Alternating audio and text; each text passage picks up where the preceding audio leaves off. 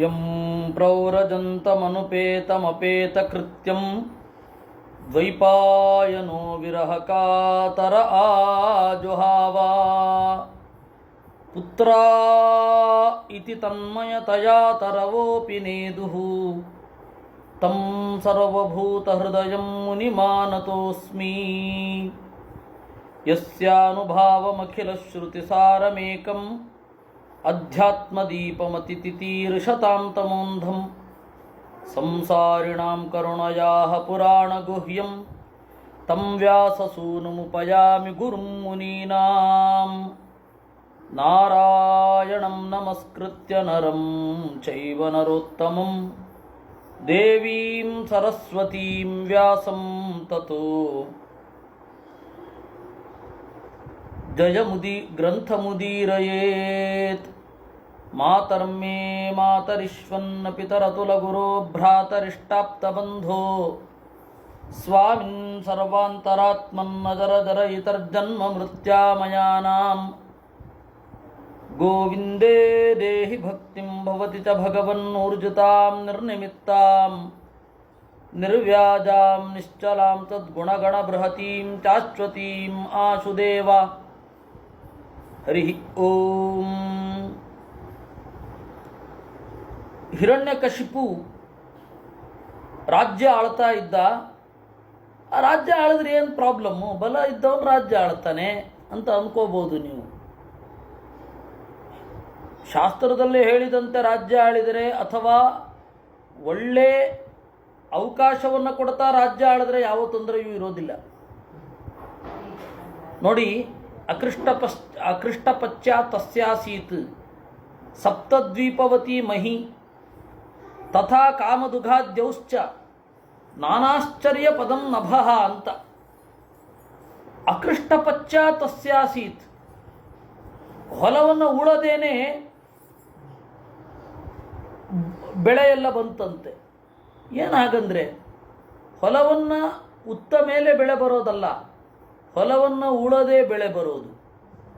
Problem ಏನು ಗೊತ್ತಾ? ಕಷ್ಟಪಡೋದಿಲ್ಲ. ಕಷ್ಟ ಯಾಕೆ ಪಡಬೇಕು ಅಂತಂದರೆ, ಕಷ್ಟಪಡೋದ್ರಿಂದ ಅನೇಕ ಒಳ್ಳೆಯ ಗುಣಗಳು ಮೈಗೂಡುತ್ತವೆ. ವಿನಯ ಇರುತ್ತೆ. ಇಲ್ಲ, ನಮ್ಮನ್ನು ಮೀರಿದ ಯಾವುದೋ ಒಂದು ಶಕ್ತಿ ಇದೆ, ಅದರಿಂದಾಗಿ ವಿನೀತರಾಗಿ ಇರಬೇಕು ಅಂತ ಅನ್ನಿಸುತ್ತೆ. ಆ ಕಷ್ಟ ಇಲ್ಲ ಅಂತಂದರೆ ಏನೂ ಇಲ್ಲ. ಹೊಲವನ್ನು ಉಳದೆ ಬೆಳೆ ಬರ್ತಾ ಇದ್ದರೆ ಕಷ್ಟ ಯಾರು ಪಡ್ತಾರೆ? ಸಂಸ್ಕೃತಿಯಲ್ಲಿರುತ್ತೆ. ಆಹಾರ ವಿಹಾರ ಸಂಭ್ರಮಾಚರಣೆ, ಇಲ್ಲಿ ಎಲ್ಲ ದೇವರ ಸ್ಮರಣೆ ಇರಬೇಕಲ್ವ. ಅದೇ ಸಂಸ್ಕೃತಿ ಅಂತ ಅನ್ನೋದು. ಸಂಸ್ಕೃತಿ ಅಂತಂದರೆ ಕೇವಲ ಡ್ರೆಸ್ ಕೋಡಿನಿಂದ ಸಂಸ್ಕೃತಿ ಅಲ್ಲ. ಡ್ರೆಸ್ ಕೋಡಿನಿಂದ ಅಲ್ಲದೆ ಸಂಸ್ಕೃತಿ ಅಂತನ್ನೋದು ಅದರ ಭಾವನೆಯಲ್ಲಿ ಇರುವಂಥದ್ದು. ಆ ಸಂಸ್ಕೃತಿ ಇರದಂತೆ ಮಾಡಿದ. ಹೇಗೆ ಅಕೃಷ್ಟಪಶ್ಚ ತಸ್ಯಾಸೀತ್, ಭೂಮಿಯನ್ನು ನಿಯಮಿಸಿ ಹೊಲ ಉಳದೆ ಬೆಳೆ ಬರುವಂತೆ ಮಾಡಿದ. ಅಂದರೆ ಜನರೆಲ್ಲ ಸೋಮಾರಿಗಳಾದರು. ಸೋಮಾರಿಗಳಾದ ಮೇಲೆ ವಿನಯ ಮೊದಲಾದವುಗಳಿರಲ್ಲ. ವಿನಯ ಮೊದಲಾದವುಗಳಿಲ್ಲದೆ ಹೋದರೆ ದೇವರನ್ನು ಗೌರವಿಸುವರು ಯಾರು? ಹಿರಿಯರನ್ನು ಯಾಕೆ ಗೌರವಿಸಬೇಕು? ವಿದ್ಯೆ ಅನ್ನೋದು ಯಾಕೆ ಬರಬೇಕು? ಹೀಗೆ ಸೋಮಾರಿಗಳನ್ನಾಗಿ ಮಾಡಿ ವಿದ್ಯೆಯನ್ನು ವ್ಯವಸ್ಥಿತವಾಗಿ ನಾಶ ಮಾಡುವಂತಹ ಒಂದು ಕ್ರಮ. ಆಮೇಲೆ ಸ್ಕಿಲ್ಸ್ ಇರಲ್ಲ, ಸ್ಕಿಲ್ ಸೆಟ್ ಬೇಕಿರಲ್ಲ. ನೋಡಿ, ಒಂದು ರಾಷ್ಟ್ರ ಇನ್ನೊಂದು ರಾಷ್ಟ್ರದ ದೊಡ್ಡ ಆಪತ್ತು ಏನು? ಯುದ್ಧ ಆದಾಗ ಯಾವತ್ತೂ ಅಷ್ಟೇ, ಯುದ್ಧದ ದೊಡ್ಡ ಆಪತ್ತೇನು ಅಂದರೆ ವಿದ್ಯಾನಾಶ. ಅದ್ಭುತವಾದ ವಿದ್ಯೆಗಳೆಲ್ಲ ನಾಶ ಆಗೋಗುತ್ತೆ. ಬ್ರಿಟಿಷರು ಬಂದರು, ಆ ಮಸ್ಲಿನ್ ಬಟ್ಟೆಯನ್ನು ಮಾಡ್ತಾ ಇದ್ದವ್ರು ಕೈ ಕಡಿದ್ಬಿಟ್ರು. ತಾಜ್ ಮಹಲ್ಲು, ತೇಜೋ ಮಹಾಲಯ ಅಂತ ಇಟ್ಕೊಳ್ಳಿ, ತಾಜ್ ಮಹಲ್ಲು ಅದನ್ನು ಇದು ಮಾಡಿದವರ ತಲೆ ಕತ್ತರಿಸಿದ್ರು. ಮತ್ತೆ ಅವರು ಈ ತರಹದ್ದೊಂದು ಸ್ಮಾರಕ ನಿರ್ಮಾಣ ಮಾಡಬಾರದು ಅಂತ. ಅಂದರೆ ಎಲ್ಲ ಸ್ಕಿಲ್ ಸೆಟ್ಟನ್ನು ನಾಶ ಮಾಡ್ತಾ ಬರೋದು. ಒಂದು ರಾಷ್ಟ್ರ ಆಕ್ರಾಂತವಾದಾಗ ಇನ್ನೊಂದು ರಾಷ್ಟ್ರದಿಂದ ಆಗುವ ದೊಡ್ಡ ಸಮಸ್ಯೆ ಏನು ಅಂತ ಹೇಳಿದರೆ ವಿದ್ಯಾನಾಶ. ಆ ವಿದ್ಯಾನಾಶ ಹಿರಣ್ಯಕಶಿಪುವಿನ ಕಾಲದಲ್ಲಿ ಬೇರೆ ತರಹ ಆಯಿತು. ಹೇಗೆ ಅಕೃಷ್ಟ ಪಚ್ಚ ತಸ್ಯಾಸೀತ್ ತಥಾ ಕಾಮದುಗಾದ್ಯೌಶ್ಚ, ಬೇಡಿದ್ದನ್ನ ಆಕಾಶದಿಂದ ಪಡಿತಾ ಇದ್ರು. ಇದು ಬಹಳ ಹಾರಿಬಲ್. ಇದು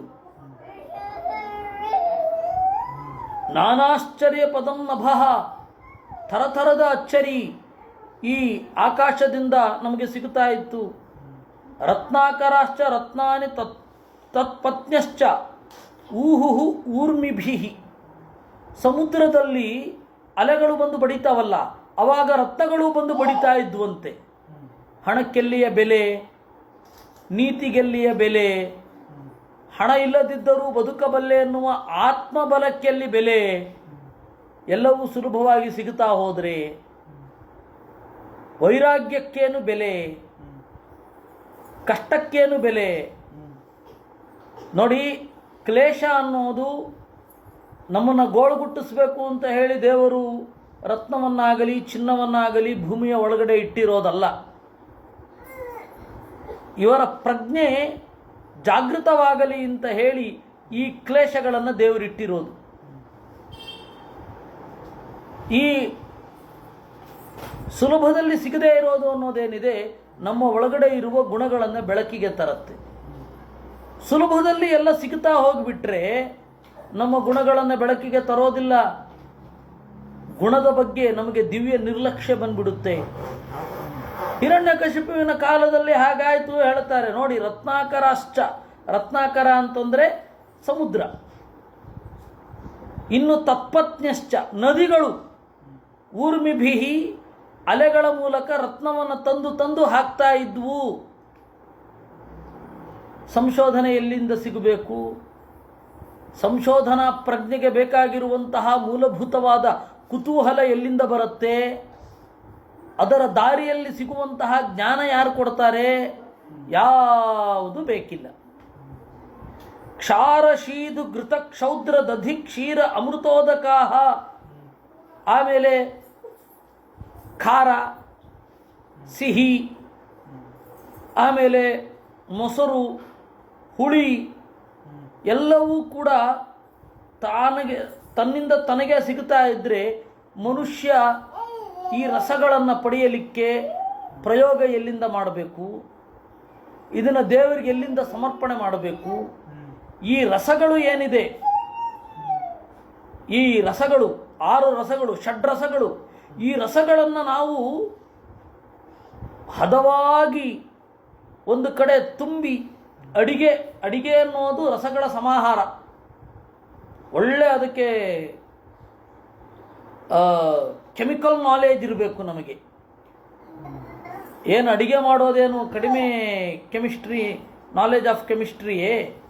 ಪೂರ್ಣವಾಗಿ ಹದ ಯಾವುದು ಹಾಕಿದ್ರೆ ಏನಾಗತ್ತೆ ಅಂತ ಗೊತ್ತಿರಬೇಕು, ಹದವಾಗಿ ಯಾವುದು ಬೆರೆತುಕೊಳ್ಳತ್ತೆ ಅಂತ ಗೊತ್ತಿರಬೇಕು. ಈ ಥರದ್ದು ಇದ್ಯಾವುದು ಇಲ್ವೇ ಇಲ್ಲ, ಎಲ್ಲ ರೆಡಿಮೇಡಲ್ಲಿ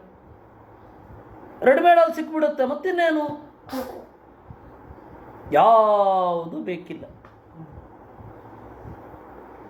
ಶೈಲಾದ್ರೌಣಿಭಿರಾಕ್ರೀಡಂ ಸರ್ವಋತುಷು ಗುಣಾಂಧ್ರುಮಾಹ, ಮರಗಳು ಎಲ್ಲ ಋತುಗಳ ಸುಖವನ್ನು ಒಟ್ಟಿಗೆ ಕೊಡ್ಲಿಕ್ಕೆ ಶುರು ಮಾಡಿತು. ಮತ್ತಿನ್ಯಾಕೆ ಬೇಕು? ಈಗ ಈ ಕಾಲ ಇದೆಯಲ್ಲ, ಚಳಿಗಾಲ, ಮಳೆಗಾಲ, ಬೇಸಿಗೆ ಕಾಲ, ಇವುಗಳೆಲ್ಲ ಒಂದು ವೈಶ್ವಿಕ ಪ್ರಜ್ಞೆಯನ್ನು ನಮ್ಮೊಳಗಡೆ ಅಡಗಿಸಿಟ್ಟಿರುತ್ತೆ. ಈ ಕಾಲ ಅನ್ನೋದು ಬರೋದೇ ಏನಕ್ಕಾಗಿ ಅಂದರೆ ನಿಮಗೆ ಬಾಗುವುದನ್ನು ಕಲಿಸುವುದಕ್ಕಾಗಿ.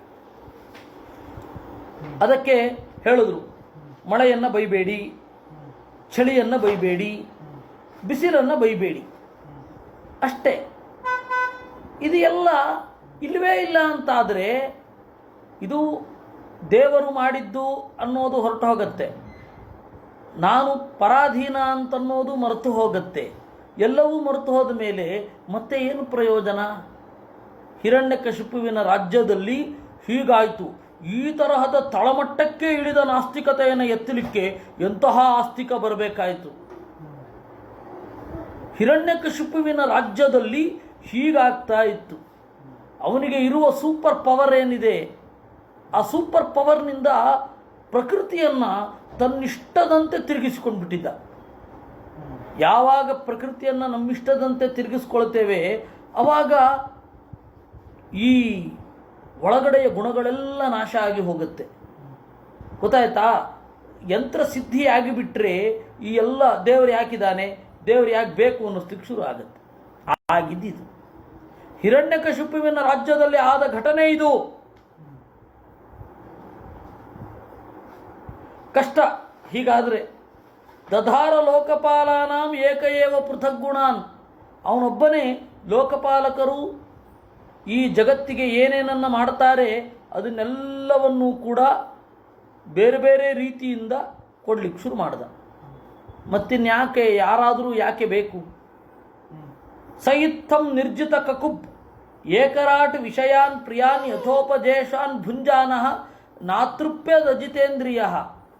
ರಾಜ ಹಿರಣ್ಯಕಶಿಪು ಯಥೇಚ್ಛವಾಗಿ ಇಂದ್ರಿಯಗಳಲ್ಲಿ ತೊಡಗಿಬಿಟ್ಟ. ಮತ್ತಿನ್ನೇನು ಉಳಿತು? ಒಬ್ಬ ರಾಜ ಎಲ್ಲವನ್ನೂ ತೊರೆದು ಇಂದ್ರಿಯಗಳನ್ನು ಸಂತೃಪ್ತಿಪಡಿಸಲಿಕ್ಕೆ ನಿಂತರೆ ಜನ ಇನ್ನು ಹೇಗಿರ್ತಾರೆ? ಯಥಾ ರಾಜ ತಥಾ ಪ್ರಜಾ. ರಾಜ ಹೇಗೋ ಪ್ರಜೆ ಹಾಗೆ. ಎಲ್ಲರೂ ಇಂದ್ರಿಯ ಲೋಲುಪರಾದರು. ಇಂದ್ರಿಯ ಲೋಲುಪರಾಗಲಿಕ್ಕೆ ಪ್ರಕೃತಿಯ ಆನುಕೂಲ್ಯವನ್ನು ಕೃತಕವಾಗಿ ಬೇರೆ ಮಾಡಿಕೊಂಡಿದ್ದಾನೆ. ಇದೆಲ್ಲವೂ ಕೂಡ ಕೃತಕ, ಎಲ್ಲವೂ ಕೂಡ ಕೃತಕ, ಎಲ್ಲವೂ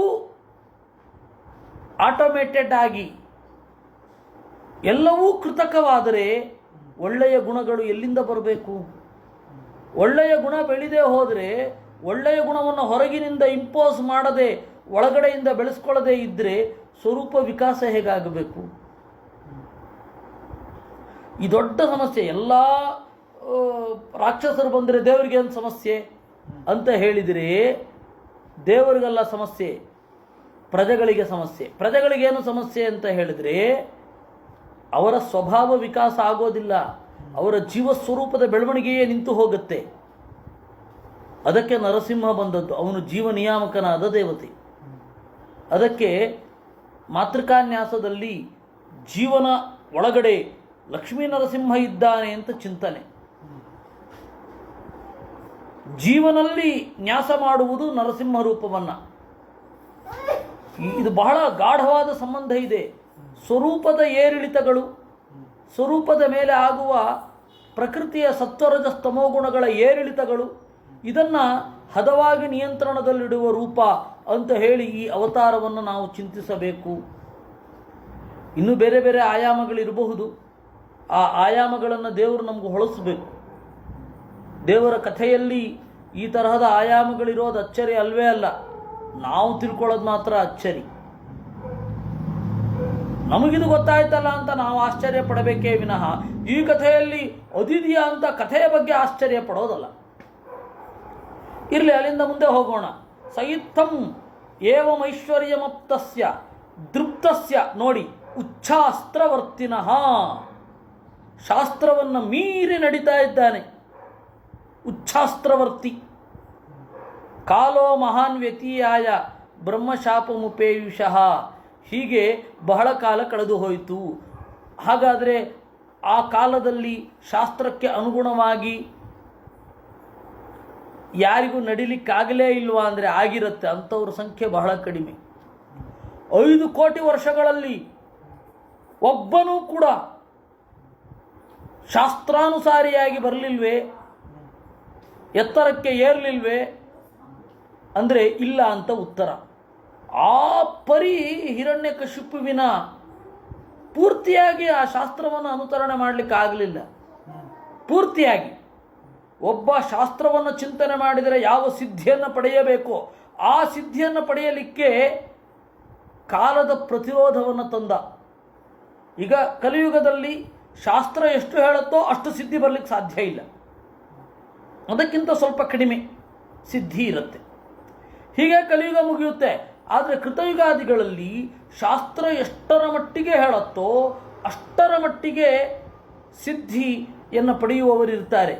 ಆದರೆ ಹಿರಣ್ಯಕಶಿಪುವಿನಿಂದ ಶಾಸ್ತ್ರ ಎಷ್ಟು ಹೇಳುತ್ತೋ ಅಷ್ಟು ಸಿದ್ಧಿಯನ್ನು ಪಡೆಯಲಿಕ್ಕೆ ಆಗಲಿಲ್ಲ. ಯಾಕೆ ಅಂದರೆ ಇಡೀ ಪ್ರಕೃತಿಯ ಸೆಟ್ಟಿಂಗನ್ನು ಚೇಂಜ್ ಮಾಡಿಬಿಟ್ಟಿದ್ದ. ಅದಕ್ಕೆ ಭಾಗವತಕಾರರು ಹೇಳಿದ್ದು ದೃಪ್ತಸ್ಯ, ಅವನು ಸ್ವಯಂ ದೃಪ್ತ. ಯಾಕೆ ಹೇಳಿ, ಜಗದಧೀಶನೇ ನಾನು. ಯಾಕೆಂದರೆ ನಾನು ಜಗತ್ತಿನ ಮೂಲಭೂತ ನಿಯಮಗಳನ್ನು ಮುರಿದು ಬಿಟ್ಟಿದ್ದೇನೆ. ಸದ್ಗುಣಗಳು ಅಂತ ಯಾವುದಿದೆ ಅದು ಯಾವುದು ಸದ್ಗುಣ ಅಲ್ಲ ಅಂತ ಮಾಡಿಬಿಟ್ಟಿದ್ದಾನೆ. ಕಷ್ಟಪಡೋದು, ಕ್ಲೇಶಗಳನ್ನು ಅನುಭವಿಸೋದು, ಕ್ಲೇಶಗಳನ್ನು ಅನುಭವಿಸಿದ್ದರ ಮೂಲಕ ವಿನಯ, ಇಂದ್ರಿಯ ನಿಗ್ರಹ, ಈ ಎಲ್ಲ ಮೂಲಭೂತವಾದ ಸದ್ಗುಣಗಳು ಅಂತ ಏನಿದೆ ಎಲ್ಲವನ್ನು ಪುಡಿ ಮಾಡಿಬಿಟ್ಟ. ನಿಯಮ ಇತ್ತೇನೋ, ಯಮ ಇರಲಿಲ್ಲ. ನಿಯಮ ಅಂದ್ರೇನು? ಪಬ್ಲಿಕ್ ಡಿಸಿಪ್ಲಿನ್ ಅದಿತ್ತೇನೋ ಸ್ವಲ್ಪ, ಅದು ಇತ್ತೋ ಇಲ್ವೋ ಗೊತ್ತಿಲ್ಲ, ಬಲಿಷ್ಠರ ಕೈನಲ್ಲಿ ಸಿಕ್ಕಿದ್ರೆ ಮತ್ತಿನ್ನೇನು.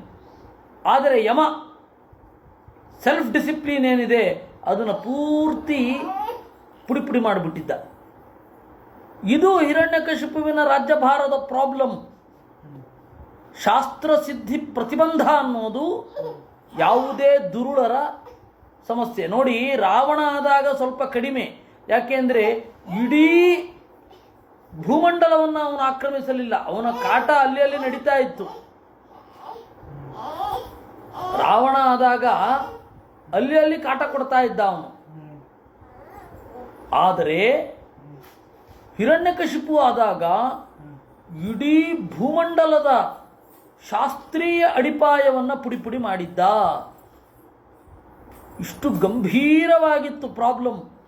ಸಮಸ್ಯೆಯ ಗಾಂಭೀರ್ಯ ಅರ್ಥ ಆದರೆ ಪರಿಹಾರದ ಆನಂದ ಸಿಗತ್ತೆ. ಸಮಸ್ಯೆಯ ಗಾಂಭೀರ್ಯವೇ ಅರ್ಥ ಆಗಲಿಲ್ಲ ಅಂದರೆ ಪರಿಹಾರದ ಆನಂದ ಎಲ್ಲಿಂದ ಸಿಗಬೇಕು ನಮಗೆ? ಅದರಿಂದ ಸಮಸ್ಯೆಯ ಗಾಂಭೀರ್ಯ ಅರ್ಥ ಆಗಬೇಕು ನಮಗೆ. ಅದಕ್ಕೆ ಇದನ್ನು ಆಳವಾಗಿ ನೋಡಬೇಕು. ತಸ್ಯ ಉಗ್ರದಂಡ ಸಂವಿಜ್ಞಾಃ ಸರ್ವೇ ಲೋಕಾಃ ಸಪಾಲಕಾಃ ಅನ್ಯತ್ರ ಅಲಬ್ಧ ಶರಣಾಃ ಶರಣಂ ಯಯುಃ ಅಚ್ಯುತಂ. ಏವಂ ಹೀಗೆ ತಸ್ಯ ಉಗ್ರದಂಡ ಸಂವಿಜ್ಞಾಃ ಸರಿಯಾಗಿರುವವರಿಗೆ ಉಗ್ರವಾದ ಶಿಕ್ಷೆಯನ್ನು ಅವನು ಕೊಟ್ಟಿದ್ದ. ದೇವತೆಗಳು ಸರಿಯಾಗಿದ್ದವರು ಅವರ ಆಡಳಿತವನ್ನು ಆಗಗೊಡದಂತೆ ಮಾಡ್ತಾ ಇದ್ದ ಅವನು. ಮತ್ತಿನ್ಯಾವ ರೀತಿಯಿಂದ ಉದ್ಧಾರ ಆಗಬೇಕು? ಅನ್ಯತ್ರ ಅಲಬ್ಧ ಶರಣಾಹ, ಬೇರೆ ಕಡೆ ಅವರಿಗೆ ರಕ್ಷಕರು ಇರಲಿಲ್ಲ. ಶರಣಂ ಯಯುರಚ್ಯುತಂ, ಶರಣಂ ಯಯು, ಕಡೆಗೆ ದೇವರ ಮೊರೆ ಹೊಕ್ಕರು. ತಸ್ಯೈ ನಮೋಸ್ತು ಕಾಷ್ಠಾಯೈ ಯತ್ರಾತ್ಮ ಹರಿರೀಶ್ವರಃ ಯದ್ಗತ್ವಾ ನ ನಿವರ್ತಂತೆ ಶಾಂತಾಃ ಸನ್ಯಾಸಿನೋ ಮಲಾಃ. ತಸ್ಯೈ ನಮೋಸ್ತು ಕಾಷ್ಠಾಯೈ. ಹೀಗೆ ಕಾಲಕ್ಕೆ ವಿರುದ್ಧವಾದ ಆಡಳಿತವನ್ನು ನಡೆಸುವ ಹಿರಣ್ಯಕಶಿಪು, ಕಾಲ ಹೇಗಿದೆ ಅದಕ್ಕೆ ತಕ್ಕ ಹಾಗೆ ಆಡಳಿತ ನಡೆಸ್ತಿಲ್ಲ ಅವನು. ಕಾಲಕ್ಕೆ ವಿರುದ್ಧವಾಗಿ ಆಡಳಿತ ನಡೆಸದ ಅಂತಾನೆ ಅದು ಸಮಸ್ಯೆ ಅಲ್ವೇ? ಪ್ರಾಬ್ಲಮ್ಮೇ ಅದು.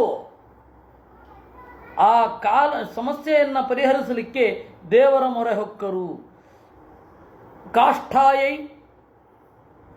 ಅಂತಹ ಸರ್ವೋತ್ತಮನಾದ ಪರಮಾತ್ಮನ ಬಳಿಗೆ ಹೋದರು. ಯದ್ಗತ್ವಾ ನ ನಿವರ್ತಂತೆ, ಈ ಪರಮಾತ್ಮನಲ್ಲಿ ಲೀನ ಆಗಿ ಮುಕ್ತರಾದವರು ಮತ್ತೆ ಮರಳಿ ಬರುವುದಿಲ್ಲ. ಅಂತಹ ಕಡೆಗೆ ಹೋದರು, ಅಂತಹ ಪರಮಾತ್ಮನನ್ನು ಭಜಿಸಿದರು. ಇತಿತೇ ಸಂಯತಾತ್ಮಾನಃ ಸಮಾಹಿತ ಧಿಯೋಮಲಾಹ ಉಪತಸ್ಥರು ಹೃಷಿಕೇಶಂ ವಿನಿದ್ರಾ ವಾಯುಭೋಜನಾಹ. ಈ ರೀತಿಯಾಗಿ ಸಂಯತಾತ್ಮಾನಃ, ಇಂದ್ರಿಯ ನಿಗ್ರಹ ಇರುವ ದೇವತೆಗಳು ಅಂತಂದರು. ನೋಡಿ, ದೇವತೆಗಳು ವಿಪರೀತ ಭೋಗಗಳನ್ನು ಅನುಭವಿಸುವುದಿಲ್ಲ. ಅನುಭವಿಸಿದರೂ ಕೂಡ ಅದು ಅನೇಕ ರೂಪಗಳಿರುತ್ತೆ. ಒಂದು ರೂಪದಿಂದ ಪೂರ್ಣ ತಪಸ್ಸು ಮೊದಲಾದವುಗಳನ್ನು ಮಾಡ್ತಾರೆ. ಇಲ್ಲಾಂದರೆ ಕೇಳುವವರಿಗೆ ಸಂದೇಹ ಬರುತ್ತೆ, ಅಲ್ಲ ದೇವತೆಗಳು ಕೂಡ ವಿಪರೀತವಾದ ಭೋಗವನ್ನು ಮಾಡ್ತಾರೆ, ದೈತ್ಯರು ವಿಪರೀತ ಭೋಗ ಮಾಡ್ತಾರೆ. ಇಬ್ಬರ ಆಡಳಿತದಲ್ಲಿ ಏನು ವ್ಯತ್ಯಾಸ ಅಂತ ಅನ್ನಿಸುತ್ತೆ. ಅದಕ್ಕುತ್ತರ ಎಂತ ಗೊತ್ತೋ? ಹೌದು, ಹಾಗೆ ಅನ್ನಿಸುತ್ತೆ. ಆದರೆ ದೇವತೆಗಳಿಗೆ ಭೋಗದ ಜೊತೆಗೆ ವಿರಾಗವೂ ಇದೆ. ಇದು ದೇವರ ಪ್ರಸಾದ ಅನ್ನುವ ಎಚ್ಚರ ಇದೆ. ಅದರಿಂದಾಗಿ ದೇವತೆಗಳ ಭೋಗ ಜಗತ್ತಿಗೆ ಹಾನಿಕರ ಅಲ್ಲ. ಇವನ ಭೋಗ ಇದೆಯಲ್ಲ, ಅದು ಜಗತ್ತಿಗೆ ಹಾನಿಕರ. ಅದಕ್ಕಾಗಿ ಅವರು ಹೇಳಿದ್ದು ವಿನಿದ್ರಾಹ ಸಂಯತಾತ್ಮಾನಃ ಅಂದ್ರು ವೇದವ್ಯಾಸರು. ಅವರಿಗೆ ಇಂದ್ರಿಯ ನಿಗ್ರಹ ಇದೆ. ಕಾರಣ ಏನು ಅಂತ ಹೇಳಿದ್ರೆ ದೇವರಲ್ಲಿ ಭಕ್ತಿ ಇದೆ. ಇವನಿಗೆ ಇಂದ್ರಿಯ ನಿಗ್ರಹ ಇಲ್ಲ. ಯಾಕೆ ಅಂದರೆ ದೇವರಲ್ಲಿ ಭಕ್ತಿ ಇಲ್ಲ. ಅವರೇನು ಮಾಡಿದ್ರು? ಸಮಾಹಿತ ಧಿಯ, ತಮ್ಮ ಧ್ಯಾನಪೂರ್ಣವಾದ ಪ್ರಜ್ಞೆಯಿಂದ ಹೃಷಿಕೇಶಂ ಉಪತಸ್ಥು, ದೇವರನ್ನ ಮೊರೆ ಹೊಕ್ಕರು, ದೇವರ ಬಳಿ ಬಂದರು. ಆ ದೇವತೆಗಳಿಗೆ ಎರಡು ವಿಶೇಷಣಗಳನ್ನು ಕೊಡ್ತಾರೆ. ವಿನಿದ್ರಾಹ ವಾಯುಭೋಜನಾಹ, ಅವರಿಗೆ ನಿದ್ರೆ ಇಲ್ಲ. ಅವರಿಗೆ ನಿದ್ರೆ ಇಲ್ಲ. ಆದ್ದರಿಂದ ಏನಿದೆ? ನಿದ್ರೆ ಇಲ್ಲ ಅಂತ ಹೇಳಿದರೆ ಅಜ್ಞಾನ ಮೊದಲಾದವುಗಳು ತೀವ್ರವಾಗಿ ಮುಸುಕುವುದಿಲ್ಲ. ಅವರು ಯಾವಾಗಲೂ ದೇವರಲ್ಲಿ ಎಚ್ಚರಗೊಂಡಿರ್ತಾರೆ ಅಂತ ಅರ್ಥ ಆಗತ್ತೆ. ಇದು ನಂಬರ್ 1. ನಂಬರ್ 2, ವಾಯುಭೋಜನಾಹ ಅಂತ, ಅವರು ಉಣ್ಣದೆಯೂ ಇರಬಲ್ಲರು. ಉಣ್ಣೋದು ದೇವರ ಸಮರ್ಪಣೆ ಅಂತ ತಿಳಿದವರು. ಹೀಗಾಗಿ ವಿನಿದ್ರತ್ವ ಮತ್ತು ವಾಯುಭೋಜನತ್ವ ಇದು ದೇವತೆಗಳ ಮಹತ್ವವನ್ನು ತಿಳಿಸಿಕೊಡುತ್ತೆ. ಅದರ ಬೆನ್ನಿಗೆ ಇರತಕ್ಕಂಥದ್ದು ಸಂಯತಾತ್ಮತ್ವ, ಅಂದರೆ ಇಂದ್ರಿಯ ನಿಗ್ರಹ. ವಾಯುಭೋಜನ ಅಂತ ಹೇಳಿ ಅವರಿಗೆ ಅಡಿಕ್ಷನ್ ಇಲ್ಲ ಅಂತಂದರು ವೇದವ್ಯಾಸರು. ಯಾಕೆ ಅಂದರೆ ಅವರು ಗಾಳಿಯನ್ನು ಕುಡಿದೂ ಇರಬಲ್ಲರು. ವಿನಿದ್ರತ್ವವನ್ನು ಹೇಳಿ ಅವರು ಪೂರ್ಣವಾಗಿ ಅದಕ್ಕೆ ತೊಡಗುವುದಿಲ್ಲ ಅಂದರು. ಈ ಎಲ್ಲ ಗುಣಗಳನ್ನು ದೇವತೆಗಳಲ್ಲಿ ಅನುಸಂಧಾನ ಮಾಡಿ ಈ ತರಹದ ದೇವತೆಗಳು, ಇದಕ್ಕೆ ವಿರುದ್ಧವಾದ ಹಿರಣ್ಯಕಶಿಪುವಿನ ಆಡಳಿತ, ಸಜ್ಜನರಿಗೆ ತೊಂದರೆ ಮಾಡಿದ ದೇವತೆಗಳು, ಇದು ದೈತ್ಯರು, ಇವರಿಬ್ಬರನ್ನ ಕಾಲಕ್ಕೆ ತಕ್ಕಂತೆ ನಿಯಂತ್ರಿಸುವ, ಇಬ್ಬರ ಸಾಧನೆಗೂ ಅವಕಾಶ ಮಾಡಿಕೊಡುವ, ಇಬ್ಬರೂ ವಿಕಾಸಗೊಳ್ಳುವಂತೆ ಮಾಡುವ ದೇವರು. ಇದನ್ನು ಅನುಸಂಧಾನ ಮಾಡಬೇಕು ಅಂತ ಈ ತರಹ ಎಲ್ಲ ಹೇಳೋದು. ಓಂ ನಮೋ ಭಗವತೆ ಮಹಾಪುರುಷಾಯ ಮಹಾತ್ಮನೇ ವಿಶುದ್ಧಾನುಭವಾನಂದ ಸಂದೋಹಾಯ ಯತೋ ಭಯಂ. ಅವರೆಲ್ಲ ದೇವತೆಗಳನ್ನು ಪ್ರಾರ್ಥನೆ ಮಾಡಿದರಂತೆ. ಇದು ದೇವತೆಗಳೆಲ್ಲ ದೇವರನ್ನು ಪ್ರಾರ್ಥನೆ ಮಾಡಿದ್ರು. ಓಂ ನಮೋ ಭಗವತೆ ಮಹಾಪುರುಷಾಯ ಮಹಾತ್ಮನೇ, ಮಹಾಪುರುಷನಾದ ಮಹಾತ್ಮನಾದ ನಾರಾಯಣನಿಗೆ ನಮಸ್ಕಾರ. ವಿಶುದ್ಧಾನುಭವಾನಂದ ಸಂದೋಹಾಯ ಯತೋ ಭಯಂ, ಶುದ್ಧವಾದ ಆನಂದವನ್ನು ಅನುಭವಿಸುವ, ದಟ್ಟೈಸಿದ ಆನಂದ ಇರುವ ದೇವರಿಗೆ ನಮಸ್ಕಾರ ಅಂತಂದರು. ತೇಷಾಮಾವಿರಭೂದ್ವಾಣಿ ಅರೂಪಾ ಮೇಘನಿಸ್ವನ ಸನ್ನಾದಯಂತಿ ಕಕುಭಃ ಸಾಧೂನಾಮ ಭಯಂಕರೀ. ತೇಷಾಂ, ಆ ದೇವತೆಗಳಿಗೆ ಮುದ ನೀಡುವ, ಮೋಡದ ಗುಡುಗಿನಂತೆ ಆಳವಾಗಿರುವ ಧ್ವನಿಯೊಂದು ಮೊಳಗಿ ಕೇಳಿತು. ಅರೂಪಾ ವಾಣೀ ಆವಿರಭೂತ್, ರೂಪವಿಲ್ಲದ ಮಾತು ಅದು ಆವಿರಭೂತ್ ಆಯಿತು. ಸನ್ನಾದಯಂತಿ ಕಕುಭಃ, ಎಲ್ಲ ದಿಕ್ಕುಗಳಲ್ಲಿ, ಎಣ್ಣೆ ದೆಸೆಗಳಲ್ಲಿ ಮಾರ್ಮೊಳಗುತ್ತಾ ಬಂತು. ಅಚ್ಚ ಕನ್ನಡದಲ್ಲಿ ಹೇಳೋದಾದರೆ ಪ್ರತಿಧ್ವನಿ ಅಂತನ್ನೋದು ಸಂಸ್ಕೃತ, ಮಾರ್ಮೊಳಗುವುದು ಅನ್ನೋದು ಕನ್ನಡ. ಎಣ್ಣೆ ದೆಸೆಗಳಲ್ಲೂ ಮಾರ್ಮೊಳಗುತ್ತಾ ಬಂತು. ಎಂತಹ ದನಿ ಅದು! ಸಾಧೂನಾಂ ಅಭಯಂಕರಿ, ಒಳ್ಳೆಯವರ ಹೆದರಿಕೆಯನ್ನು ಪರಿಹಾರ ಮಾಡುವಂತಹ ದನಿ. ಅಂದರೆ ದೇವತೆಗಳಿಗೆ ದೇವರು ಕಾಣಲಿಲ್ಲ, ಕೇವಲ ದೇವರನ್ನು ಕೇಳಿದರು. ಏನಂತ ಹೇಳಿದ ದೇವರು? ಮಾ ಭೈಷ್ಟ ವಿಬುಧ ಶ್ರೇಷ್ಠಾ ಸರ್ವೇಷಾಂ ಭದ್ರಮಸ್ತುವಃ ಮದ್ದರ್ಶನಂ ಹಿ ಭೂತಾನಾಂ ಸರ್ವಶ್ರೇಯೋಪಪತ್ತಯೇ. ದೇವತೆಗಳೇ, ಹೆದರದಿರಿ, ನನ್ನನ್ನು ನೋಡಿದಿರಲ್ಲವೇ, ಇನ್ನು ಎಲ್ಲ ಜೀವರಿಗೆ ಶ್ರೇಯೋಪಪತ್ತಯೇ, ಮೋಕ್ಷ ಸಾಧನೆಯ ಪ್ರತಿಬಂಧವನ್ನು ತೆಗೆಯುತ್ತೇನೆ. ಅಂದರೆ ಮೋಕ್ಷವನ್ನು, ಬಿಡುಗಡೆಯನ್ನು ಹೊಂದಲಿಕ್ಕೆ ಏನು ಸಾಧನೆ ಮಾಡಬೇಕಿತ್ತು, ಇಲ್ಲಿಯ ತನಕ ಅಡ್ಡಿ ಇತ್ತು, ಆ ಅಡ್ಡಿಯನ್ನು ನಾನು ತೊಲಗಿಸುತ್ತೇನೆ ಅಂದ. ಜ್ಞಾತಮೇತಸ್ಯ ದೌರಾತ್ಮ್ಯಂ ದೈತೇಯ ಅಪಶದಸ್ಯ ಯತ್ ತಸ್ಯ ಶಾಂತಿಂ ಕರಿಷ್ಯಾಮಿ ಕಾಲಸ್ತಾವತ್ ಪ್ರತೀಕ್ಷತಾಂ. ಈ ದೈತ್ಯಾಧಮನ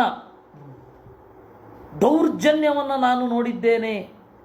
ತಸ್ಯ ಶಾಂತಿಂ ಕರಿಷ್ಯಾಮಿ, ಅದಕ್ಕೇನು ಮಾಡಬೇಕೋ ನಾನು ಮಾಡ್ತೇನೆ. ಕಾಲಸ್ತಾವತ್ ಪ್ರತೀಕ್ಷತಾಂ, ಒಂದು ಸ್ವಲ್ಪ ಕಾಯಿರಿ ಅಷ್ಟೆ. ಯದಾ ದೇವೇಶು ವೇದೇಶು ಗೋಷು ವಿಪ್ರೇಷು ಸಾಧುಷು ಧರ್ಮೇ ಮಯಿ ಚ ವಿದ್ವೇಷಃ ಸವಾ ಆಶು ವಿನಶ್ಯತಿ. ದೇವತೆಗಳಲ್ಲಿ, ವೇದಗಳಲ್ಲಿ, ಗೋವುಗಳಲ್ಲಿ, ಜ್ಞಾನಿಗಳಲ್ಲಿ, ಸಜ್ಜನರಲ್ಲಿ, ಧರ್ಮದಲ್ಲಿ, ನನ್ನಲ್ಲಿ ಕೂಡ ಯಾವಾಗ ದ್ವೇಷ ಬರುತ್ತೆ ಆವಾಗ ನಾಶವನ್ನು ಹೊಂದುತ್ತಾನೊಬ್ಬ. ನಿರ್ವೈರಾಯ ಪ್ರಶಾಂತಾಯ ಸರ್ವ ಸ್ವಸುತಾಯ ಮಹಾತ್ಮನೆ ಪ್ರಹ್ಲಾದಾಯ ಯದಾ ದೃಶ್ಯೇತ್ ಹನಿಷ್ಯೇಪಿ ವರೋರ್ಜಿತಂ. ನಿರ್ವೈರಾಯ, ಯಾರನ್ನೂ ದ್ವೇಷಿಸದ, ಪ್ರಶಾಂತಾಯ, ನನ್ನಲ್ಲಿ ಉತ್ಕಟವಾದ ಭಕ್ತಿ ಇರುವ, ತನ್ನ ಮಗ ಪ್ರಹ್ಲಾದನ ಮೇಲೆ ಹಿರಣ್ಯಕಶಿಪು ದ್ರೋಹ ಮಾಡಲಿಕ್ಕೆ ಬಂದಾಗ ಅವನನ್ನು ನಾನು ಕೊಲ್ತೇನೆ. ಅಂದರೆ ನಿಮಗೆ ಬೆಲೆ ಇಲ್ಲ ಅಂತ ಅರ್ಥನ? ದೇವತೆಗಳು ಬಂದು ಬೇಡಿದರೂ ಕೂಡ ಅವ್ರಿಗೆ ಇಲ್ಲದ ಬೆಲೆ ಪ್ರಹ್ಲಾದನಿಗೆ ಕೊಡಬೇಕಾ ದೇವರು? ಅಥವಾ ಪ್ರಹ್ಲಾದ ಇವರೆಲ್ಲರಿಗಿಂತ ದೊಡ್ಡವನ?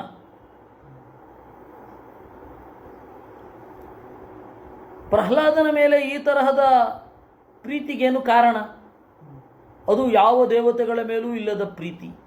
ಇಲ್ಲ, ಇವರೆಲ್ಲರಿಗಿಂತ ಗುಣಗಳಿಂದ ಮಿಗಿಲು ಅಂತ ಹೇಳಲಿಕ್ಕೆ ಬರಲ್ಲ ಪ್ರಹ್ಲಾದನನ್ನು. ಎಲ್ಲ ದೇವತೆಗಳಿಗಿಂತ ಗುಣಗಳಲ್ಲಿ ಮಿಗಿಲು ಅಂತ ಹೇಳಲಿಕ್ಕೆ ಬರಲ್ಲ. ಯಾಕೆಂದರೆ ಎಲ್ಲ ದೇವತೆಗಳು ನಿರಂತರವಾಗಿ ಸಾಧನೆ ಮಾಡ್ತಾ ಇದ್ದಾರೆ. ಆ ಸಾಧನೆಯಲ್ಲಿ ಬೇರೆ ಸಜ್ಜನರನ್ನು ಅಭಿಮಾನದಿಂದ ದೇವರ ಕಡೆಗೆ ಒಯ್ಯುವುದೂ ಒಂದು. ಅದು ಪ್ರಹ್ಲಾದನಲ್ಲಿಲ್ಲ. ಅವನು ತತ್ವಾಭಿಮಾನಿ ಅಲ್ಲ. ಏನು ಪ್ರಹ್ಲಾದನ ಮೇಲೆ ಅಷ್ಟೊಂದು ಪ್ರೀತಿ? ಅಥವಾ ದೇವರ ಪ್ರೀತಿ ಚೇಂಜ್ ಆಗ್ತಾ ಇರುತ್ತಾ ಹೇಗೆ? ಅಂಬರೀಷ ಇದ್ದಾಗ ಅಂಬರೀಷನ ಮೇಲೆ, ಪ್ರಹ್ಲಾದ ಇದ್ದಾಗ ಪ್ರಹ್ಲಾದನ ಮೇಲೆ, ಧ್ರುವ ಇದ್ದಾಗ ಧ್ರುವನ ಮೇಲೆ. ಏನಿದು? ಯಾವಾಗಲೂ ಜೊತೆಗಿರುವವರು ದೇವತೆಗಳು. ಅವರು ಸ್ವಾಮಿ ಒದ್ದಾಡ್ತಾ ಇದ್ದೇವೆ ಅಂತ ಬಂದರೆ ತಡೀರಿ, ಪ್ರಹ್ಲಾದ ಬರೋ ತನಕ ತಡ್ಕೊಳ್ಳಿ ಅಂದ್ರೆ ಏನ್ರಿ ಅರ್ಥ ಇದು? ಈ ತರಹದ ಹಲವಾರು ಪ್ರಶ್ನೆಗಳು ನಮ್ಮನ್ನು ಮುತ್ತಿದಾಗ ಆಚಾರ್ಯರು ಬಂದರು. ಸರಿಯಾದ ಅರ್ಥವನ್ನು ಕೊಡ್ತೇನೆ ಮಕ್ಕಳೇ ಅಂದರು.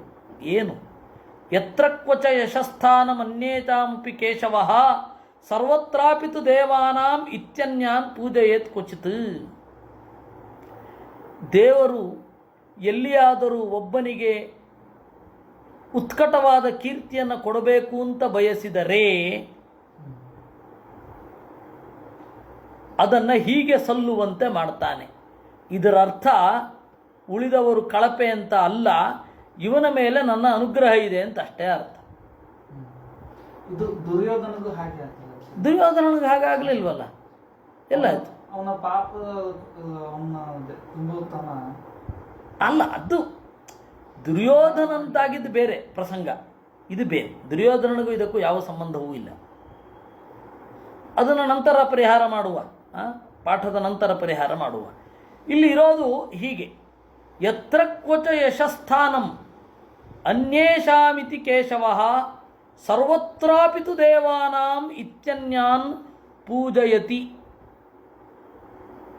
ದೇವತೆಗಳನ್ನು ಹೊರತುಪಡಿಸಿ ಎಲ್ಲಿಯಾದರೂ ಬೇರೆಯವರಿಗೆ ಕೀರ್ತಿಯನ್ನು ಕೊಡಬೇಕು ಅಂತ ಇದ್ದರೆ ಅಲ್ಲಿ ಹೇಳ್ತಾನೆ ದೇವತೆಗಳಿಗೆ ಯಾವಾಗಲೂ ಇದ್ದೇ ಇರುತ್ತೆ. ಎಲ್ಲ ಮನ್ವಂತರಗಳಲ್ಲಿಯೂ ದೇವತೆಗಳ ಬಗೆಗೆ ದೇವತೆಗಳ ಕೀರ್ತಿ ಇದ್ದೇ ಇರುತ್ತೆ. ಅದು ಸಜ್ಜನರಿಗೆ ಸ್ಪಷ್ಟ ಗೋಚರ ಆಗತ್ತೆ. ಮತ್ತು ಪ್ರಹ್ಲಾದನ ಮೇಲ್ಗಡೆ ಇದ್ದವರು ದೇವತೆಗಳೇ. ಪ್ರಹ್ಲಾದನಿಗೆ ತತ್ವವನ್ನು ಪ್ರಚೋದನೆ ಮಾಡುವವರು ದೇವತೆಗಳೇ. ಹೀಗಾಗಿ ಅದನ್ನು ಸ್ವೀಕರಿಸಬೇಕಾದ ರೀತಿ ಇದು ಅಂತ ಆಚಾರ್ಯರು ನಮಗೆ ಹೇಳಿದರು. ನಾರದ ಉವಾಚ, ಅದರಿಂದಾಗಿ ಪ್ರಹ್ಲಾದನಿಗೆ ಯಶಸ್ಸನ್ನು ಕೊಡಬೇಕು ಅನ್ನುವ ದೃಷ್ಟಿಯಿಂದ ದೇವರು ಪ್ರಹ್ಲಾದನಿಗೆ ಅಪಮಾನ ಮಾಡಿದಾಗ ಬರ್ತೇನೆ ಅಂತ. ಅದೇಂಗೆ ಗೊತ್ತು ನಿಮಗೆ? ನೋಡಿ, ಶ್ಲೋಕದಲ್ಲೇ ಉಂಟು. ಏನಂತ ಇದೆ ಅಲ್ಲಿ? ಕಾಲಸ್ತಾವತ್ ಪ್ರತೀಕ್ಷತಾಂ ಅಂತ ಹೇಳ್ಬಿಟ್ಟಿದ್ದಾನೆ. ಸ್ವಲ್ಪ ಕಾಲ ಕಾಯಿರಿ ಅಂತ. ದೇವತೆಗಳು ಬಂದು ಒಂದು 5-6 ವರ್ಷದಲ್ಲೇ ನರಸಿಂಹ ಬಂದಿದ್ದಾನೆ. ದೇವತೆಗಳು ಯಾವಾಗ ದೇವರು ಸಂಕಲ್ಪ ಮಾಡಿದ್ದಾನೆ ಆ ಕಾಲ ಹತ್ತಿರ ಆಯಿತು ಅಂತನೋ ಅವಾಗ ಬಂದೇ ಕೇಳಿದ್ದಾರೆ. ದೇವತೆಗಳು 1000 ವರ್ಷಕ್ಕಿಂತ ಮುಂಚೆ ಕೇಳಿ ಆಮೇಲೆ ದೇವರು ಬಂದ ಅಂತಂದರೆ ಪ್ರಹ್ಲಾದನಿಗೆ ಅಂತ ಹೇಳಬಹುದು. ಹಾಗಾಗಲಿಲ್ಲ ಇಲ್ಲಿ. ಪ್ರಹ್ಲಾದನಿಗೆ ಅಂತ ಹೇಳಿದ ಕೆಲವು ವರ್ಷಗಳಲ್ಲಿ, ಅದಕ್ಕಿಂತ ಮೊದಲನೇ ಕಾಲಸ್ತಾವತ್ ಪ್ರತೀಕ್ಷತಾಂ ಅಂತ ನೋಡಿ. ಅದಕ್ಕೆ ಹಿಂದೆ ದೇವತೆಗಳಿಗೆಲ್ಲ ವಿಶೇಷಣ ಕೊಟ್ಟಿದ್ದಿದ್ದು ಸಂಯತಾತ್ಮಾನಃ, ವಾಯುಭೋಜನಾಃ, ನಿರಾಹಾರಾಃ, ವಿನಿದ್ರಾಃ ಅಂತೆಲ್ಲ ವಿಶೇಷಣ ಕೊಟ್ಟಿದ್ದು ಆ ದೊಡ್ಡ ಹಿನ್ನೆಲೆಯಲ್ಲಿ. ಅದರಿಂದಾಗಿ ದೇವತೆಗಳಿಗೆ ಯಾವಾಗಲೂ ಇದ್ದೇ ಇರುತ್ತೆ. ಮಕ್ಕಳಿಗೆ ದಿವಸ ಊಟಕ್ಕೆ ಹಾಕ್ತೇವೆ, ಯಾವ ಥರೊಂದು ವಿಶೇಷ ಸಂದರ್ಭದಲ್ಲಿ ಬೇರೆಯವರಿಗೆ ಊಟಕ್ಕೆ ಹಾಕ್ತೇವೆ. ಬೇರೆಯವರಿಗೆ ಅಂದರೆ ಮೊದಲು ಅವರಿಗೆ. ಅದರ ಅರ್ಥ ಮಕ್ಕಳ ಮೇಲೆ ಪ್ರೀತಿ ಕಡಿಮೆ ಇದೆ ಅಂತಲ್ಲ. ಇದು ಮುಂದೆ ಆಚಾರ್ಯರ ಸ್ಪಷ್ಟವಾಗಿ ಹೇಳ್ತಾರೆ ಇದನ್ನು 8ನೇ ಸ್ಕಂದದ ತಾತ್ಪರ್ಯದಲ್ಲಿ, ಅಂಬರೀಷನ ವಿಚಾರದಲ್ಲಿ. ಹೀಗಾಗಿ ಪ್ರಹ್ಲಾದನಿಗೆ ಯಶಸ್ಸನ್ನು ಕೊಡಬೇಕಿತ್ತು ಅಂತ ಈ ಮಾತು ಬಂತು. ಅಂದರೆ ನೀವು ತಾತ್ಪರ್ಯ ಯಾಕೆ ಹೀಗೆ ಬಂದಿದೆ ಅಂತ ಅಲ್ಲೇ ಹಿಂದೆ ಮುಂದೆ ನೋಡಿದ್ರೆ ಗೊತ್ತಾಗತ್ತೆ. ನೋಡುವ ಒಂದು ಕ್ರಮವನ್ನು ಆಚಾರ್ಯರು ನಮಗೆ ಅನುಗ್ರಹಿಸಬೇಕಷ್ಟೆ. ಇತ್ಯುಕ್ತ ಲೋಕಗುರುಣ ತಂ ಪ್ರಣಮ್ಯ ದಿವೌಕಸಃ ನೆವರ್ತಂತ ಗತೋದ್ವೇಗ ಮೇನಿರೇ ಚಾಸುರಂ ಹತಂ.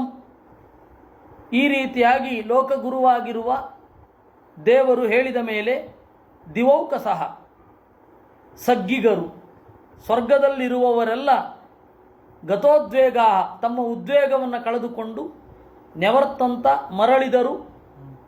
ಮೇನಿರೇಚ ಅಸುರಂ ಹತಂ ರಾಕ್ಷಸ ಸತ್ತ ಅಂತ ಅಂದುಕೊಂಡ್ರು.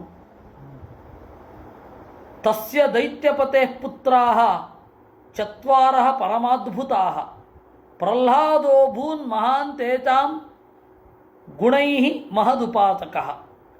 4 ಜನ ಮಕ್ಕಳು, ಪ್ರಹ್ಲಾದ, ಸಂಹ್ಲಾದ, ಹ್ಲಾದ, ಅನುಹ್ಲಾದ ಅಂತ.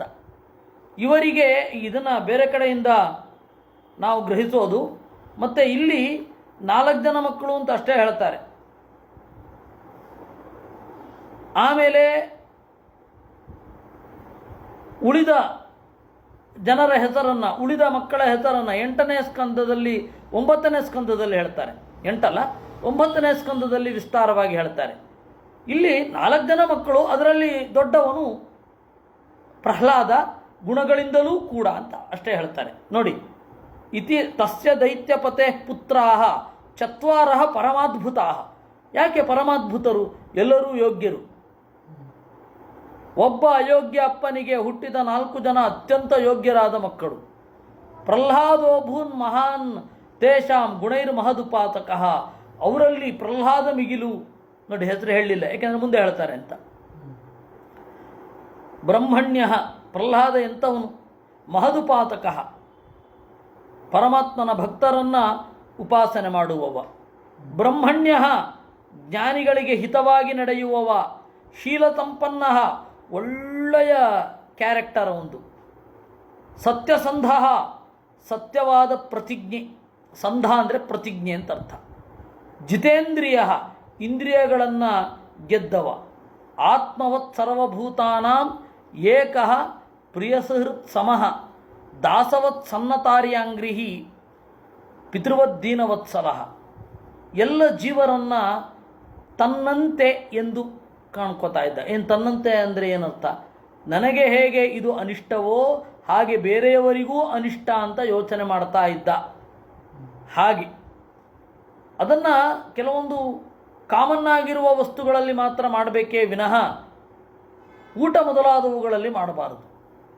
ಯಾಕಂದರೆ ನಮಗೆ ಸಿಹಿ ಇಷ್ಟ ಇರಲ್ಲ, ಅವ್ರಿಗೂ ಸಿಹಿ ಇಷ್ಟ ಇರಲ್ಲ ಅಂತ ಹೇಳಿ ಸಿಹಿ ಕಡಿಮೆ ಹಾಕೋದೆಲ್ಲ ಮಾಡಬಾರ್ದು. ಆತ್ಮವತ್ ಸರ್ವಭೂತೇಚು ಅಂದರೆ ಹಾಗೆ ತನ್ನಂತೆ ಉಳಿದವರನ್ನು, ಅಂದರೆ ತೀರಾ ಬೇಸಿಕ್ ಲೆವೆಲಲ್ಲಿ ಉಳಿದವರನ್ನು ಕಾಣಬೇಕು. ನನಗಿಷ್ಟವಾದದ್ದೇ ಅವ್ರಿಗೂ ಇಷ್ಟ ಆಗತ್ತೆ ಅಂತ ಮಾಡಿಬಿಡಬಾರ್ದು. ಅಲ್ಲಿ ಇರೋದು ಮೇಲ್ಗಡೆಯ ಲೆವೆಲ್. ಸಾಹಿತಿಗಳೊಬ್ಬರ ಮನೆಯಲ್ಲಿ ನನಗೆ ಇಷ್ಟ ಆಗಲ್ಲ, ನಮ್ಮ ಮನೆಯವರಿಗೆ ಇಷ್ಟ ಆಗಲ್ಲ ಅಂತ ಯಾರಿಗೂ ದಿಂಬು ಕೊಡ್ತಾ ಇರಲಿಲ್ವಂತೆ. ಎಲ್ಲರಿಗೂ ದಿಂಬು ಬೇಡ ಅಂತಿರತ್ತೆ. ಬಹಳ ಜನರಿಗೆ ದಿಂಬಿದ್ರೆ ಮಾತ್ರ ನಿದ್ರೆ ಬರೋದು. ಹಾಗಲ್ಲ ಇದು. ತೀರ ಸಾಮಾನ್ಯವಾಗಿರುವ ಪ್ರಿಯ ಮತ್ತು ಹಿತಗಳಲ್ಲಿ. ಇನ್ನು ಸುಹೃತ್ ಸಮಃ, ಅವನು ಎಲ್ಲರಿಗೂ ಕೂಡ ಒಳಿತನ್ನು ಬಯಸುವವ. ಅವರಿಗೆ ತಕ್ಕಂತೆ ಕಾಣುವವ. ದಾಸವತ್ ಸನ್ನತಾರ್ಯಾಂಘ್ರಿಹಿ,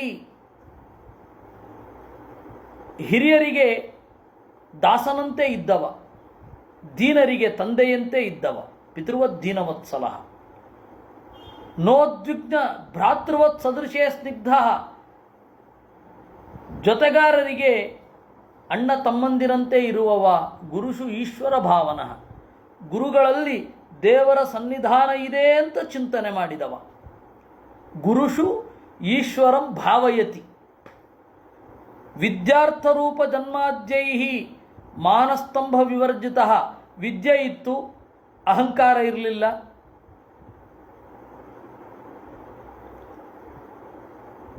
ರೂಪ ಇತ್ತು, ಅಹಂಕಾರ ಇರಲಿಲ್ಲ. ಒಳ್ಳೆ ಕುಲದಲ್ಲಿ ಜನ್ಮ ಇತ್ತು, ಅಹಂಕಾರ ಇರಲಿಲ್ಲ. ಎಂತಹ ತಂದೆಗೆ ಎಂತಹ ಮಕ್ಕಳು. ಅದರಿಂದಾಗಿ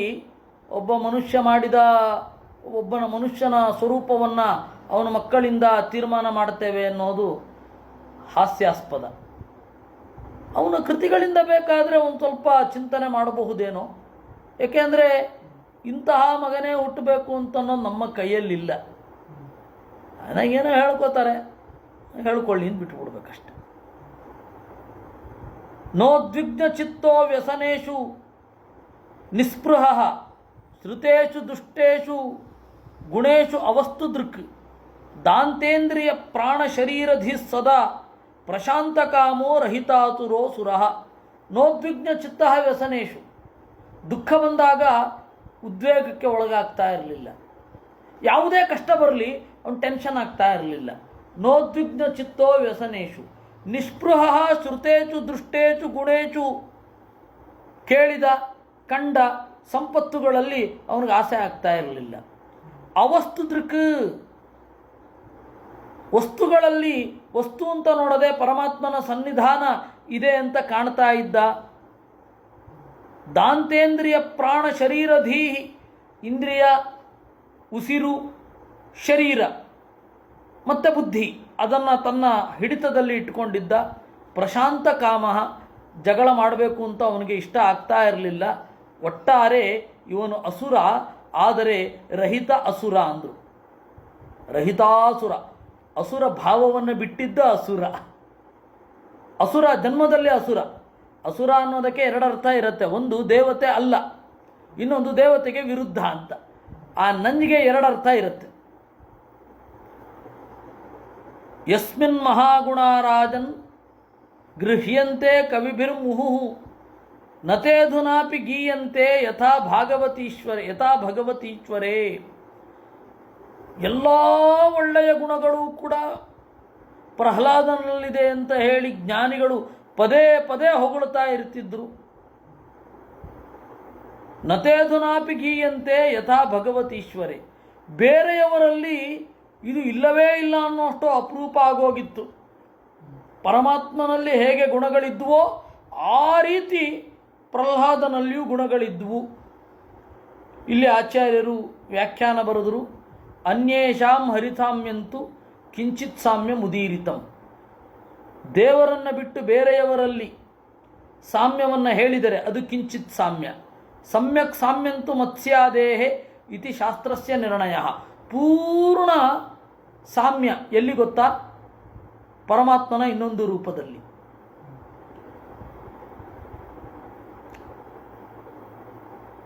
ಇದನ್ನ ನಾರಾಯಣ ಪಂಡಿತರು ತಮ್ಮ ಕಾವ್ಯದಲ್ಲಿ ಬಳಸಿದರು. ಉಪಮಾನಮಹೋ ನ ಲಭ್ಯತೆ ಕವಿವರ್ಯೈರಿತರೇತರಂ ವಿನಾ. ದೇವರ ಕಾಲು ಬಲಗಾಲು ಹೇಗಿದೆ ಅಂದರೆ ಇನ್ನೊಂದು ಉಪಮೆ ಇಲ್ಲ, ಎಡಗಾಲಿನಂತಿದೆ ಅಂತ ಹೇಳಬೇಕು ಅಷ್ಟೇ ಅಂತ. ಅಂದರೆ ದೇವರಿಗೆ ಅತ್ಯಂತ ಹೋಲಿಕೆ ಇರೋದು ದೇವರು ಮಾತ್ರ. ದೇವರ ಹೋಲಿಕೆ ಭಕ್ತರಿಗೆ ಹೇಳಿದರೆ ಅದು ಸ್ವಲ್ಪ ಹೋಲಿಕೆ ಇದೆ ಅಂತ ಅಷ್ಟೇ ಅರ್ಥ ತಿಳ್ಕೊಳ್ಳಿ. ಇದನ್ನು ಹೆಚ್ಚು ಏನೇನೋ ತಿಳ್ಕೊಂಬಿಡ್ಬಾರ್ದು, ಇದಿಷ್ಟೇ ತಿಳ್ಕೊಳ್ಬೇಕು ಅಂತಂದರು ಆಚಾರ್ಯರು. ಯಂ ಸಾಧುಗಾತಾಸ್ತಧಸಿ ರಿಪವೋಪಿ ಸುರಾನ್ ನೃಪ ಪ್ರತಿಮಾನಂ ಪ್ರಕುರ್ವಂತಿ ಕಿಮು ತಾನ್ಯೇ ಭವಾದೃಶಾಃ. ದೇವತೆಗಳು ಕೂಡ ಪ್ರಹ್ಲಾದನ ಬಗೆಗೆ ಪ್ರಸ್ತಾಪ ಬಂದಾಗ ಕೊರಳು ತುಂಬಿ ಹೊಗಳುತ್ತಾ ಇರ್ತಿದ್ರು. ಅಂತಹ ಪ್ರಹ್ಲಾದ ಶತ್ರುಗಳೂ ಕೂಡ ಯಾವ ಪ್ರಹ್ಲಾದನನ್ನು ಹೊಗಳುತ್ತಾರೋ ಅಂತಹ ಪ್ರಹ್ಲಾದನನ್ನು ಕೇಳಿದೊಡನೆ ನೀನು ಎಷ್ಟು ಗೌರವವನ್ನು ಸೂಚಿಸ್ತಾ ಇದ್ದೀ ಅಂತ ನನಗೆ ಗೊತ್ತಾಗತ್ತೆ ಅಂತಂದರು.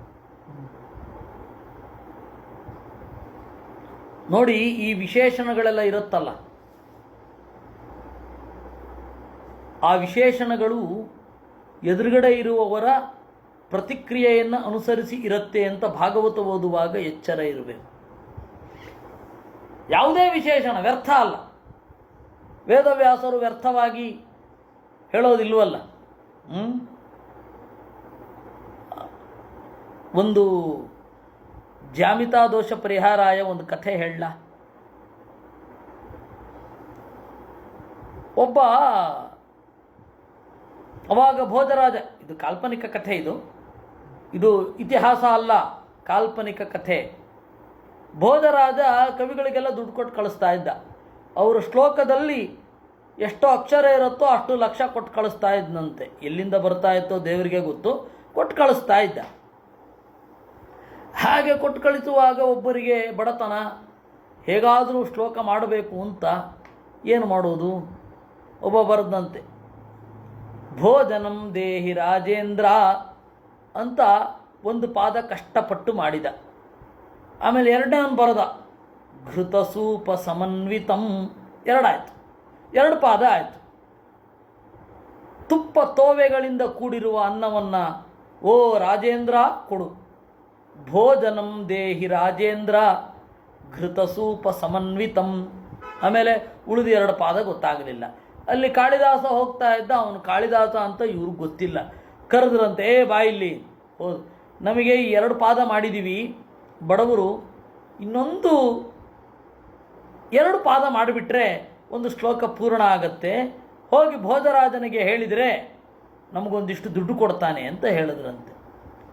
ಅವನು ಕೂಡಲೇ ಒಂದು ಪದ್ಯ ಬರೆದನಂತೆ. ಆ ಪದ್ಯದ ಎರಡು ಸಾಲನ್ನು ತುಂಬಿದ. ಮಾಹಿ ಶಂಚ ಶರತ್ಚಂದ್ರ ಚಂದ್ರಿಕಾ ಧವಳಂ ದಧಿ. ಶರತ್ಕಾಲದ ಚಂದ್ರನ ಕಾಂತಿಯಂತೆ ಬೆಳ್ಳಗಿರುವ ಎಮ್ಮೆಯ ಮೊಸರನ್ನು ಕೂಡ ಕೊಡು. ಕಾಳಿದಾಸನ ಆಯಿತು, ಬರೆದು ಕೊಟ್ಟ, ಕಳಿಸ್ದ ಭೋಜರಾಜನನ್ನು. ಭೋಜರಾಜನ ಹತ್ರ ಹೋಗಿ ಅಂತ ಕಳಿಸ್ದ. ಈ ಇಬ್ಬರು ಅರೆಬರೆ ಕವಿಗಳಿದ್ರಲ್ಲ, ಅಲ್ಲಿಗೆ ಹೋದರು. ಭೋಜನಂ ದೇಹಿ ರಾಜೇಂದ್ರ. ಮುಂದೆ ಅಂದಂತೆ ಭೋಜ. ಘೃತಸೂಪ ಸಮನ್ವಿತಂ. ಮುಂದೆ ಮಾಹಿಷಂಚ ಶರಚ್ಚಂದ್ರ ಚಂದ್ರಿಕಾಧವಳಂ ದಧಿ. ಸರಿ, 3 ಮತ್ತು 4ನೇ ಪಾದ ಯಾರು ಮಾಡಿದ್ದು ಅಂತ ಕೇಳಿದಂತೆ. ಯಾಕೆಂದರೆ ಮೊದಲ 2 ಪಾದಗಳಲ್ಲಿ ಆ ಕವಿತಾ ಚಮತ್ಕಾರವೇ ಇಲ್ಲ, ಅಪೂರ್ವ ವಸ್ತುತ್ಪ್ರೇಕ್ಷೆ ಇಲ್ಲ, ವಿನೂತನ ಪದಬಂಧ ಇಲ್ಲ, ಅಲಂಕಾರ ಇಲ್ಲ, ರೂಪಕ ಇಲ್ಲ, ಏನಿಲ್ಲ. ಇಲ್ಲಿ ಪದಾಲಂಕಾರ ಇದೆ, ಎಷ್ಟು ಅದ್ಭುತವಾಗಿದೆ. ಎಲ್ಲಿ ಯಾರು ಹೇಳಿದ್ದು ಅಂತ ಕೇಳಿದ ಅಂತೆ. ಆಗ ಅವರು ಅಲ್ಲೇ ಇದ್ದ ಕಾಳಿದಾಸನ ತೋರಿಸಿದ್ವಿ. ಇವೆಲ್ಲ ಕಾಲ್ಪನಿಕ. ಆದರೆ ಒಬ್ಬ ಒಂದನ್ನು ಗ್ರಹಿಸಬೇಕಾದ್ರೆ ಯಾವ ರೀತಿ ಗ್ರಹಿಸ್ತಾರೆ, ಒಂದು ಗುಣವನ್ನು ಗುರುತು ಹಿಡಿಬೇಕಾದ್ರೆ ಹೇಗೆ ಗುರುತು ಹಿಡಿತಾರೆ ನೋಡಿ. ಆ ತರಹ ಒಬ್ಬರ ಗ್ರಹಿಕೆ ಹೇಗೆ ಅನ್ನೋದು ಸೂಕ್ಷ್ಮವಾಗಿ ಗಮನಿಸ್ತಾ ಇದ್ರೆ ಅದು ಗೊತ್ತಾಗ್ತಾ ಹೋಗುತ್ತೆ. ಹಾಗೆ ಒಂದೊಂದು ವಿಶೇಷಣಗಳು ವ್ಯರ್ಥ ಅಲ್ಲ, ಅದರ ಸ್ವಾರಸ್ಯಗಳನ್ನು ಗ್ರಹಿಸಬೇಕಾಗತ್ತೆ. ಒಬ್ಬ ಕವಿಗೆ ಈ ತರಹ ಮಾಡಬೇಕು ಅಂತ ಇದ್ದರೆ ಇನ್ನು ವೇದವ್ಯಾಸರ ವಿಶೇಷಣಗಳು ಯಾವ ರೀತಿ ಇರುತ್ತೆ, ಅವನ ಪ್ರತಿಕ್ರಿಯೆ ಹೇಗಿರುತ್ತೆ, ಶುಕಾಚಾರ್ಯರು ಹೇಳುವಾಗ ಅವನ ಸಂಬೋಧನೆ ಮಾಡಿದ್ರೆ ಅದರ ಹಿಂದೆ ಇರುವಂತಹ ಉದ್ದೇಶ ಏನು. ಹಕ್ಕಿಗಳು ಆಗ್ತಾನೆ ಚಿಲಿಪಿಲಿ ಗುಟ್ತಾ ಇದ್ವಾ, ಬಿರು ಬಿಸಿಲು ಬಿದ್ದಿತ್ತೆ, ಸಂಜೆಯ ತಂಪು ಇತ್ತೆ, ಅದನ್ನು ಆ ಶ್ಲೋಕದಲ್ಲಿ ಟ್ರೇಸ್ ಮಾಡುವಂತಹ ಸಾಮರ್ಥ್ಯ ಇರಬೇಕು. ಅದು ಭಾಗವತ ಓದೋದು ಅಂತಂದರೆ. ಹಾಗೆ ಇಲ್ಲಿ ನೋಡಿ ಹೇಳ್ತಾರೆ, ಕಿಮುತಾನ್ಯೇ ಭವಾದೃಚಾಹ. ನಿಮ್ಮಂಥವರಿಗೆ ಎಷ್ಟು ಗೌರವ ಇರಲಿಕ್ಕಿಲ್ಲ. ಅವತ್ತಿನ ಕಾಲದಲ್ಲಿ ಹಗೆಗಳೂ ಕೂಡ ಅಪ್ಪನ ಕಾಟವನ್ನು ಮರೆತು ಮಗನನ್ನು ಹೊಗಳ್ತಾ ಇದ್ರು ಅಂದರೆ ಇವತ್ತು ನಿನ್ನಂಥವರು ಎಷ್ಟು ಗೌರವವನ್ನು ತೋರಿಸ್ತಾ ಇದ್ದೀರಾ. ಅವನನ್ನು ಎದುರುಗಡೆ ಕಂಡಿದ್ದಿದ್ರೆ ಇನ್ನೇನು ನೀವು ಗೌರವಿಸ್ತಾ ಇದ್ರಿ ಅಂತ ಹೇಳ್ತಾರಿಲ್ಲಿ. ಅಂದರೆ ಮುಖದಲ್ಲಿ ತುಳುಕುವ ಅಗಾಧವಾದ ಗೌರವವನ್ನು ಶುಕಾಚಾರ್ಯರು ಮೆಚ್ಚಿಕೊಂಡಿದ್ದಾರೆ ಅಂತ ಅರ್ಥ. ಕಥೆ ಹೇಳುವಾಗ ಕೇಳುಗನ ಮುಖದಿಂದ ಅವರ ಮನದಾಳವನ್ನು ಹೊಕ್ಕು ನೋಡುವಂತಹ ಚಾತುರ್ಯ ಒಬ್ಬ ಕಥೆಗಾರನಿಗೆ ಇರಬೇಕು. ಅದನ್ನಿಲ್ಲಿ ಹೇಳಿದ್ರು. ಪ್ರತಿಮಾನಂ ಪ್ರಕುರುವಂತಿ ಕಿಮುತ ಅನ್ಯೇ ಭವಾದೃಚಾಹ. ದೇವತೆಗಳೂ ಮೆಚ್ಚಿ ಕೊಂಡಾಡುವ ಅಪ್ಪನ ಕಾಟವನ್ನು ಮರೆಯುವ ಗುಣಗಳಿರಬೇಕಾದ್ರೆ ನಿಮ್ಮಂತಹವರು ಅವನ ಕಾಲದಲ್ಲಿ ಸಮಕಾಲೀನವಾದ ತಲ್ಲಣಗಳನ್ನು ಅನುಭವಿಸದವರು ಇನ್ನೆಷ್ಟು ಗೌರವಿಸಬೇಡ ಅವ್ರನ್ನ.